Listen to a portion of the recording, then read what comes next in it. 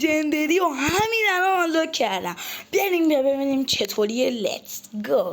خب بریم یه نمای کامل بگیریم.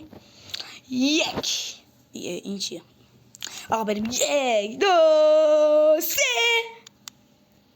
و یه لژندری دیگم به خانواده ما اضافه شد. حالا بریم که تستش کنیم ببینیم چطوریه. آقا اومدیم ازش تست بگیر ببینیم چیه. ببینیم بنوزام بذار بات بیاریم. اول بات بیاریم. اد بات.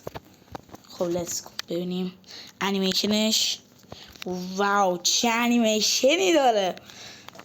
بنازم چه انیمیشنی داره. گان خوبی به نظر میاد. گان خوبیه. من واقعا گان خوبیه. گان لژندری مفتیه و گان خوبیه. من میگم هم از لحاظ اسکوپ. البته من این ویدیویی که میبینید من اتچمنت برای نذاشتم. بدون اتچمنت داره اینجوری میزنه.